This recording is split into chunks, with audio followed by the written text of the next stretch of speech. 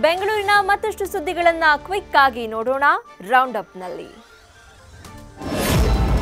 Car ಚಾಲಕನ ನಿರ್ಲಕ್ಷ್ಯಕ್ಕೆ ಮಗು ಬಲಿಯಾಗಿರೋ ಘಟನೆ ಆನೇಕಲ್ ಪಟ್ಟಣದ ಬನ್ನೇರುಘಟ್ಟ ರಸ್ತೆಯಲ್ಲಿ ನಡೆದಿದೆ. 2 ವರ್ಷದ ಮಾದಪಟ್ಟಣದ ನಿವಾಸಿ ಏಕಾಶ್ ಮೃತ ಬಾಲಕ.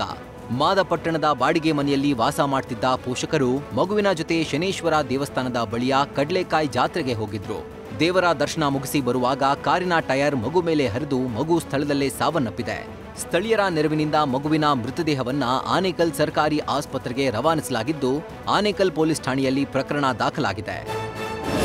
ಬಾಡಿಗೆಗೆ ಕಾರು ಪಡೆದ ವಿದ್ಯಾರ್ಥಿಗಳ ಮೇಲೆ ಹಲ್ಲೆ ಮಾಡಿ ಸುಲಿಗೆ ಮಾಡಿದ ಘಟನೆ ಬೆಂಗಳೂರಲ್ಲಿ ನಡೆದಿದೆ.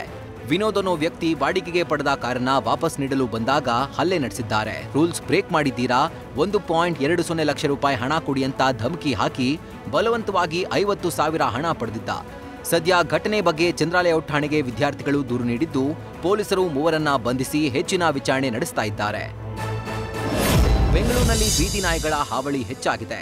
ಹುಳಿಮಾವು ಪೊಲೀಸ್ ಠಾಣಾ ಸಮೀಪದ ರಸ್ತೆಯಲ್ಲಿ ವ್ಯಕ್ತಿಯೊಬ್ಬರನ್ನ ಬೀದಿ ನಾಯಿಗಳ ದಂಡು ಅಟ್ಟಾಡಿಸಿಕೊಂಡು ಹೋಗಿರೋ ದೃಶ್ಯ ಸೆರೆಯಾಗಿದೆ. ವ್ಯಕ್ತಿ ಓಡೋಡಿ ಬಂದಿದ್ರಿಂದ ಸ್ವಲ್ಪದ್ರಲ್ಲೇ ಬಚಾವಾಗಿದ್ದಾನೆ. 6 ತಿಂಗಳಿಂದ ಮನೆಯ ಪಾರ್ಕಿಂಗ್ನಲ್ಲೇ ವಾಹನವಿದ್ರೂ ಟ್ರಾಫಿಕ್ ಫೈನ್ ಬಿದ್ದಿರೋ ಪ್ರಕರಣ ಇಂಪ್ಯಾಕ್ಟ್ ಕಂಡಿದೆ. ನಿನ್ನೆಯಷ್ಟೇ ಈ ಬಗ್ಗೆ ನ್ಯೂಸ್ ಫಸ್ಟ್ ಸುದ್ದಿಯನ್ನ ಪ್ರಸಾರ ಮಾಡಿತ್ತು. ಇದೀಗ ಈ ಬಗ್ಗೆ ಸಂಚಾರಿ ಜಂಟಿ ಆಯುಕ್ತ MN ಅನುಚೇತ್ ಪ್ರತಿಕ್ರಿಯೆ ನೀಡಿದ್ದಾರೆ. ಯಾರದ್ದೋ ನಂಬರ್ ಪ್ಲೇಟ್ ಅನ್ನ ನಕಲು ಮಾಡುವುದು ದಂಡನೀಯ ಅಪರಾಧ. ಇದು ಕೇವಲ ಟ್ರಾಫಿಕ್ ರೂಲ್ಸ್ ಬ್ರೇಕ್ ಮಾಡಿರುವ ಕೇಸಲ್ಲ. ತೊಂದರೆಯಾದ ವ್ಯಕ್ತಿ ನನ್ನನ್ನ ಬಂದು ಭೇಟಿಯಾಗಬಹುದು. ನನ್ನ ಆಫೀಸ್ಗೆ ಬಂದ್ರೆ ಸಮಸ್ಯೆ ಬಗೆಹರಿಸ್ತೇನೆ ಅಂತ ಭರವಸೆ ನೀಡಿದ್ದಾರೆ. ಬೆಂಗಳೂರಿನಲ್ಲಿ ನಾಳೆ ಹಲವು ಕಡೆ ವಿದ್ಯುತ್ ವ್ಯತ್ಯಯ ಆಗಲಿದೆ. 66/11 ಕಿಲೋವ್ಯಾಟ್ BMTC ಸ್ಟೇಷನ್ ತುರ್ತು ನಿರ್ವಹಣಾ ಕೆಲಸ ಹಿನ್ನೆಲೆ ನಾಳೆ ಬೆಳಗ್ಗೆ 10 ಗಂಟೆಯಿಂದ ಮಧ್ಯಾಹ್ನ 3 ಗಂಟೆವರೆಗೆ ವಿದ್ಯುತ್ ವ್ಯತ್ಯಯ ಆಗಲಿದೆ.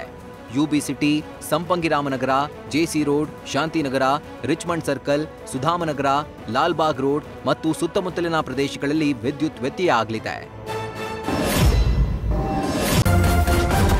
ನ್ಯೂಸ್ ಫಸ್ಟ್ ನಿರ್ಭೀತಿಯಿಂದ ನಿಮ್ಮ ಪರವಾಗಿ.